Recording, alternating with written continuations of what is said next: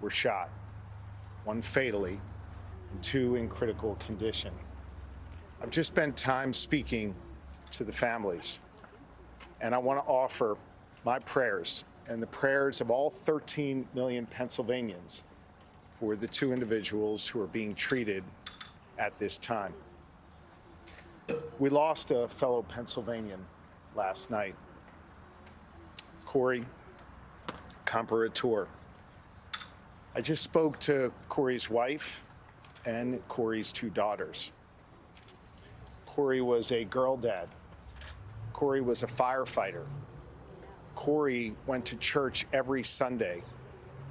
Corey loved his community, and most especially, Corey loved his family. Corey was an avid supporter of the former president and was so excited to be there last night with him in the community. I asked Corey's wife if it would be okay for me to share that we spoke. She said yes. She also asked that I share with all of you that Corey died a hero, that Corey dove on his family to protect them last night at this rally. Corey was the very best of us. May his memory be a blessing. Last night was shocking for this community and for this Commonwealth, and I know for this country. Political disagreements can never, ever be addressed through violence. Disagreements are okay, but we need to use a peaceful political process to settle those differences. This is a moment where all leaders have a responsibility to speak and act with moral clarity, where all leaders need to take down the temperature and rise above the hateful rhetoric that exists and search for a better, brighter future for this nation. It's the work that I try to do every day here in the Commonwealth of Pennsylvania, and that's the work that falls to each and every American right now. And so I ask that you join me in prayer for the two Pennsylvanians who are in critical condition, that we continue to wish for a full and speedy recovery and pray for the former president, and that the Comparator family remains in our thoughts and prayers. They have some very challenging times ahead of them. They will have an empty seat at the dinner table for the rest of their lives, but we need to make sure that Corey's memory is forever a blessing. And here in Pennsylvania, we will see to it that that is the case. And with that, I'll be happy to try and take a few of your questions. Governor, a lot of folks are starting to ask the tough question about whether that building that the shooter accessed should have been secured. Should it have been secured? And did the Pennsylvania State Police have any responsibility to have secured it? I'm not going to get into any questions answer any questions regarding the ongoing investigation. I trust that the FBI and the Pennsylvania State Police will keep you posted throughout the day and in the days ahead as to their investigation. Governor, there were some concerning items that the police had found in the suspect's vehicle. Do you have any update on those? And are you confident at this point the threat is over, that he acted alone and that the public is in fact safe? The investigation is ongoing, and law enforcement will update you on the status of their investigation throughout the day. Can you share any more about your communications with former President Donald Trump or his team? I have not spoken directly to the former president. I have wished him well. I think multiple times last evening through statements Lori and I have. The people of Pennsylvania, I know, were praying for him. And again, according to his team and himself, it seems as though he will be fine, obviously, relatively speaking. And we're glad to see that. Violence is never acceptable. I should also let you know that I did speak to President Biden. He called me last night to make sure that here in the Commonwealth we had all the resources we needed. I assured him that we did. At the time, he had yet to speak to President Trump. I think they connected later in the evening, and he wanted me to know that he was trying to reach out to the former president. I think that that was the honorable and right thing to do, and I'm glad that President Biden did that. We have no unmet needs at this time, and we're working in concert with our federal partners, and I let the president know that. Governor, have you talked to the families of those two who were critically injured, and do you have an update on their condition? I spoke to the family of one of them, and the other left a detailed message, and I'm not going to get into their status. That'll be shared by the Pennsylvania State Police and or the family later today. Governor, will you be asking for flags to be flown at half-staff across the state, and also knowing that this is going to be a really contentious, even more so, a battleground state for the rest of until we get to election? What would your message? Can I say, I just missed the last part of what she said. No problem. The first was about the flags. The second, knowing that this is going to be even more contentious now in the state of Pennsylvania, and that we're divided here, what is your message to people who live here? I have directed that flags be flown at half-staff in Corey's memory, and our Chief of Staff is working through that process now. My message to all Pennsylvanians, my message to all Americans is to be firm in your beliefs, to believe what you believe, to advocate for what you believe, and to be engaged in the political and civic process, but to always do so peacefully. To remember that while we may be Democrats or Republicans, above all else, we are Americans. And if you look at the story of this great nation over the last 248 years, a nation that was born right here in Pennsylvania, it's been ordinary Americans at every single step of the way, rising up, demanding more, seeking justice, advocating for change, and doing so peacefully. And those who have advocated for such change peacefully, they have been the ones to bring that about. We have to remember that even in these times where there are real divisions, that we have to address those divisions through engagement in the political and civic process in a peaceful manner. That is incumbent upon all political leaders of all parties, and it is incumbent upon the public. I will tell you that notwithstanding the tragedy that we saw last night here in Butler, the awful tragedy, that every day when I'm around Pennsylvania, I see the very best of Pennsylvanians. People who do have fervent beliefs, people who do have passionate beliefs, but who engage in a peaceful manner, and who love their neighbors, and who engage with people in their communities, even those that they might have differences from.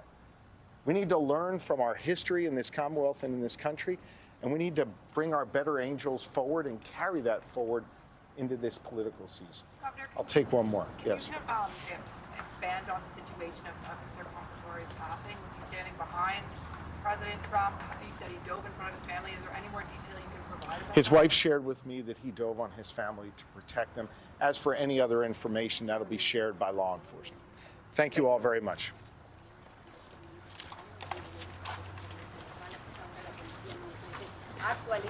Governor Josh Shapiro of Pennsylvania addressing reporters there in Butler Township less than 24 hours after the assassination attempt on former President Donald Trump. The governor of Pennsylvania saying he spoke with the victim who died, the supporter who died there from bullet wounds, describing him as a girl dad, a father of two girls, we believe. His name is Corey Comparatore. According to the governor there just moments ago, he said he spoke with Corey's wife, who gave the governor permission to share with the country that her husband, a firefighter, died, she said, as a hero. He jumped on family members in the middle of that madness as it was playing out at the rally. I want to bring in our team members for some important questions, just to bring you up to date at home. Let's bring in our senior investigative correspondent, Aaron Katersky, who is right there at the scene of the press conference. I know, Aaron, you asked moments ago about this fast-moving investigation, whether or not the governor would weigh in on what might have been discovered inside the suspect's car. And again, this is all moving very quickly. Let's bring our audience up to speed on what we know about the shooter.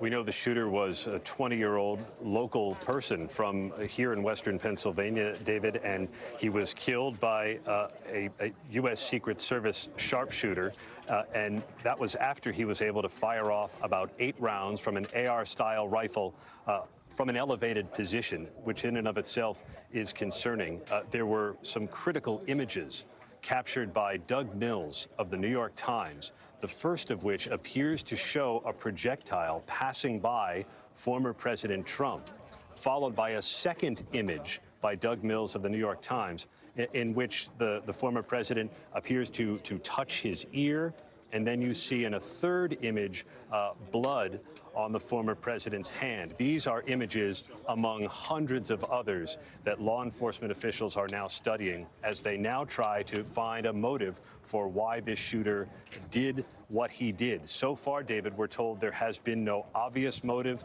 either through social media, but they're still going through it, including a Discord account, although that hasn't been terribly revealing from what law enforcement officials tell us. And David, here you heard the governor try to address the people of the Commonwealth of Pennsylvania who are rightly shocked, he said, by what occurred in their state. He said political disagreements can never be addressed with violence, but that's exactly what happened here on Saturday evening, David. In fact, we heard the governor there tell not only the people of Pennsylvania, given the outsized role that that state plays in really all presidential elections and will again come this November, to advocate for what you believe in, but to do it peacefully. He encouraged all Americans to abide by that principle. You were talking about the suspect there moments ago. Really extraordinary images from the New York Times, for many very difficult to look at, as you can actually see the bullet coming in. And it's a lot of people, Aaron, in looking at that, know the video they saw from less than 24 hours ago, that it was the former president's right ear, and yet it looks like it's coming in from that side. So give us an idea of the relationship from where this suspect was. And again, he was outside the security perimeter, but remarkably close to this rally. And then part of the major questions going forward, how he was able to get on that rooftop with the Secret Service and state police tasked with securing that political rally. And that rooftop, we're told, was searched and secure, so there is a nagging question about why that elevated position was available to this young man to fire off these rounds from the AR-style rifle. And the images are even possible because the photographers are brought up close in Trump's political rallies, so they were right there near the former president. It appears he was shot from less than 200 yards away. Our team has taken a look at some of the images and also the rooftop from where we believe the shooter was perched, and it appears to be about 130 yards away, so it was far too close for comfort. The Secret Service often has responsibility for the immediate vicinity around their protectee. Sometimes locations outside the security perimeter are outsourced to state and local law enforcement partners. The governor was asked here whether the Pennsylvania State Police bore any responsibility.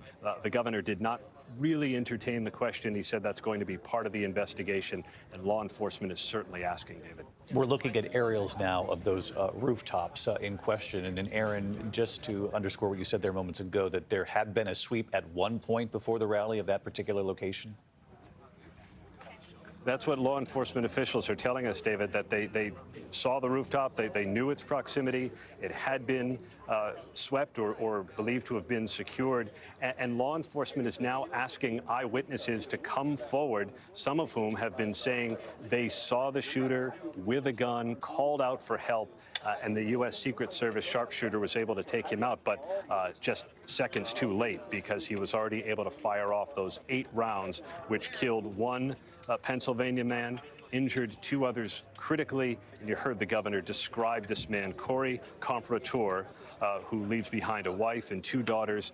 And the governor says that his wife said he dove on top of the family to try and protect them. Aaron, you also showed our viewers the image there of the suspect just moments ago. This is believed to be an image from high school graduation of Thomas Matthew Crooks, who is or was 20, of course now dead, taken down by the Secret Service.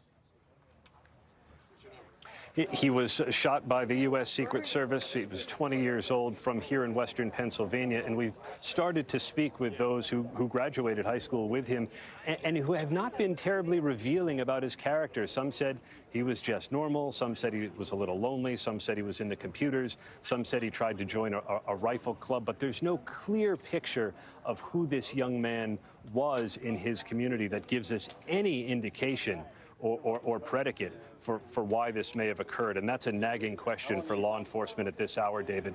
They've been scouring social media. We know they've talked to relatives. He has a sister, he has parents that the law enforcement is talking to. But so far, David, we still don't know why he did this. And we understand, Aaron, that there was an AR-style weapon that was purchased legally? A high-powered rifle purchased by his father, we're told. The authorities have been able to trace the bullets and the gun, and the gun purchase comes back to the suspect's father. We don't know the exact year. That hasn't been made public yet, but it does appear on its face to be a legal purchase. The authorities will certainly want to ask the father a little bit more about that gun, but it is the weapon of choice for many mass shootings, and because assuming the former president was in fact hit by a bullet, as he says he was, grazed in the ear, this would qualify as a mass shooting, 4 or more people shot. And so it, in addition to the nation's political violence, it's emblematic of another problem the U.S. faces, and that's chronic gun violence. Aaron, we should mention the images we have on the screen now are apparently of a commercial that was shot during his high school years. The suspect, of course, as Aaron pointed out there, many questions and the investigation fast moving into his history. As Aaron just again reported, this was a high-powered AR-style weapon purchased legally, believed by the father or in the father's name some time ago. And of course, those are all facts that will be very closely scrutinized as we hear from law enforcement throughout the day. The governor there, Josh Shapiro, moments ago saying we will hear from law enforcement at some point here this afternoon with likely significant updates here. I want to bring in our chief White House correspondent, Mary Bruce, because we have learned moments ago that President Biden will again address the nation. Mary? David, we are told he will come before cameras again at 1:30, so in about an hour, 45 minutes from now, we expect to hear from the president. This comes after he spent the morning here at the White House in the Situation Room, being briefed by his Homeland Security team and other law enforcement officials. This will, though, be the first time that we've heard from the president since those brief remarks that he gave last night, shortly after this assassination attempt. And then, of course, the president issued a real forceful condemnation of this attack, saying that there is no place in this country for this kind of political violence. He said it is sick, and he called for the country to come together and try to unite. Of course, we know, though, that this comes at a point when this country is deeply, deeply divided. The president, though, trying to lower the political temperature. Shortly after that, late last night, the president did finally connect with Donald Trump, the two of them speaking on the phone in a call that's been described to me as good, respectful, but short. The president, first and foremost, is responding to this moment as president, but there are certainly lots of questions about how this will impact his campaign, how this will simply impact his travel in the upcoming days. We do now know that the vice president, who had an abortion event planned, a campaign event planned for Tuesday in Palm Beach County. Of course, that's Donald Trump's backyard. That has now been postponed. The president is supposed to be traveling tomorrow to Texas, then on to Nevada on Tuesday and Wednesday. Lots of questions still unanswered here, David, about how his schedule may change as well and how it will impact his campaign. Certainly A dark new turn in what was already a deeply polarized campaign leading up to November. And Mary, you heard the governor there speak of this phone call that you just reported on. The country actually saw in that first debate both of these candidates coming out on the stage and not even shaking hands. Certainly after last night, and the governor said this moments ago, Josh Shapiro, that the president told him that he did intend to talk to former President Donald Trump, that was his plan. Continued to work into the night until that happened. And as you just reported, short, good, but brief. But what the governor there of Pennsylvania said, that was expected and that was the right thing to do in front of the nation.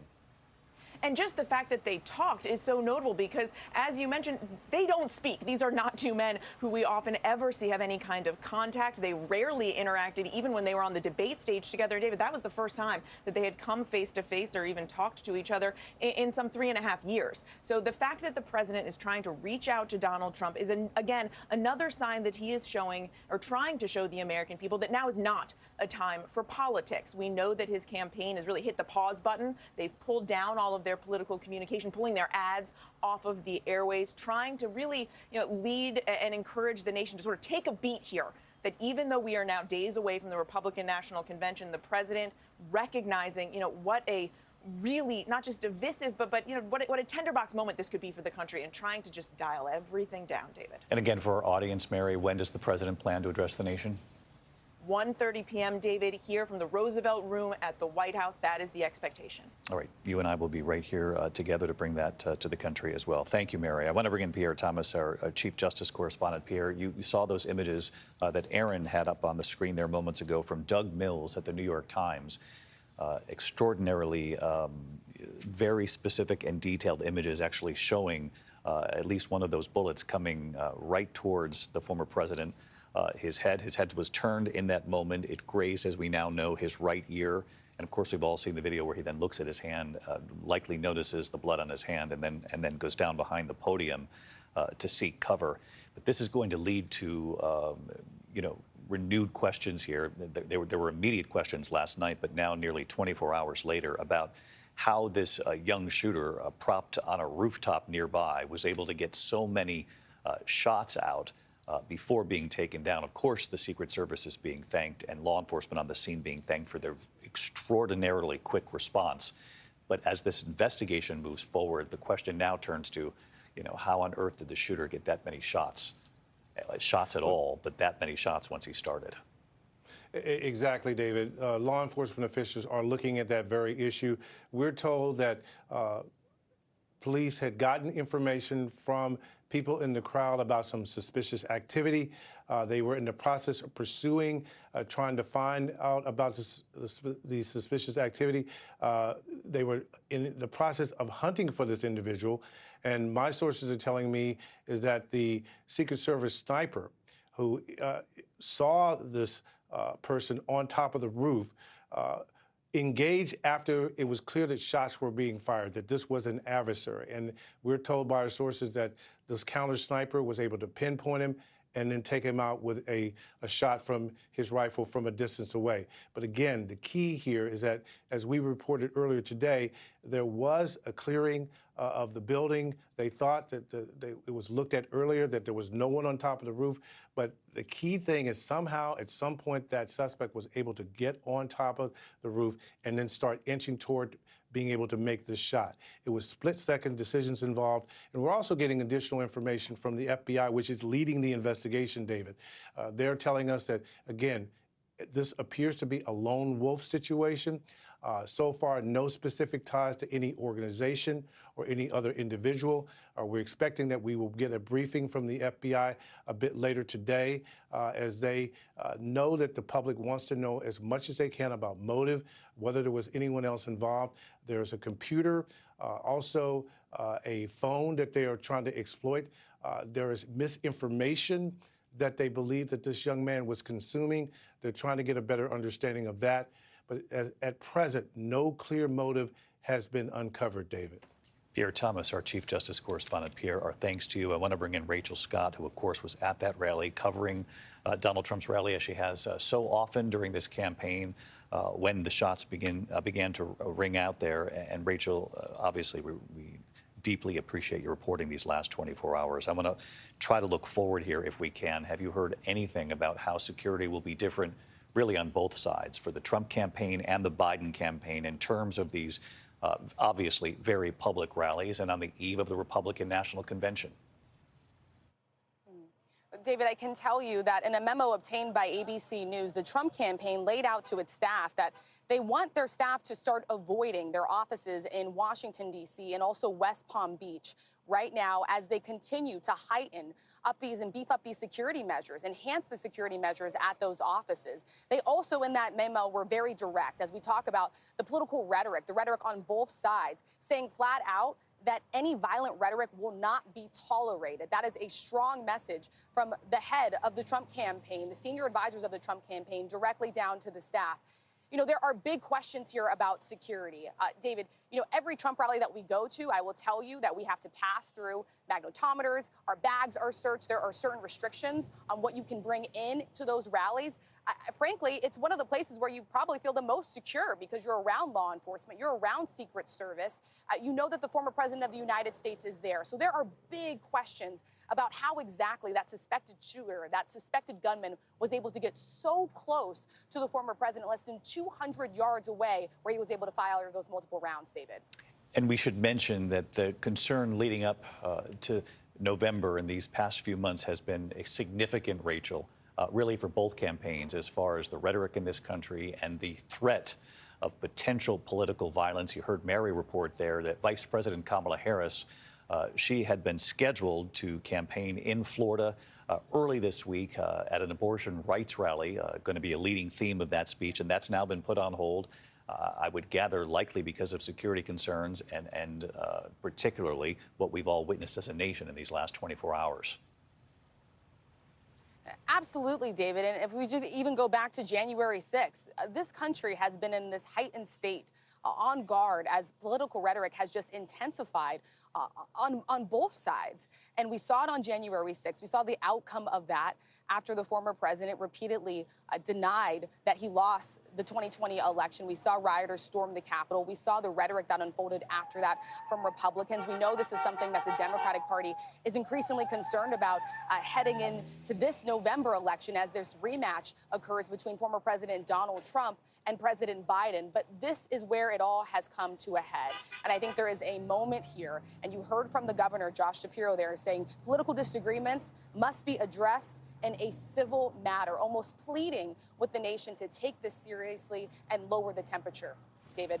No question, and that has been the call from former presidents across the board who came out saying they were glad to hear that the former president was okay as soon as they got word from the former president himself through social media. And Rachel, of course, from Governor Josh Shapiro moments ago, urging not only the people of Pennsylvania, where you are and have been the last 24 hours, but the people of the country to stick by their political convictions, to advocate for them, but to do so peacefully in this country. Rachel, thank you to you and the crew there on the scene these last 24 hours. Just really tremendous and careful work. Thank you. I want to bring in John Carl. One last question here, because as I mentioned, we are on the eve of the Republican National Convention. And John, there have been so many points along the way, a remarkable split screen of both of these campaigns and this deeply polarized moment in this country. That image moments ago where you saw President Biden inside the Situation Room, Vice President Kamala Harris at his side, learning details of these last 24 hours. There's the image on your screen right now. We know the president is set to address the nation in the next hour or so, about 1:30 Eastern. We will carry it live. You can see the vice president there and his national security team. And you also have former President Donald Trump and the Trump campaign signaling there will be no change. They will move forward with this Republican National Convention. David, this morning, the former president spoke to the chairman of the host committee here in Milwaukee, Reince Priebus. The message from former President Trump is all systems are go. Do not scale back this convention one bit. He wants to charge ahead. He also described to Reince Priebus the scene that, from his perspective, at that assassination attempt in Pennsylvania, talking about the bullet piercing his ear, going down and being shocked that people didn't simply all run away, and the horror he felt that somebody just to his side, who was just sitting there at his rally, was shot and killed.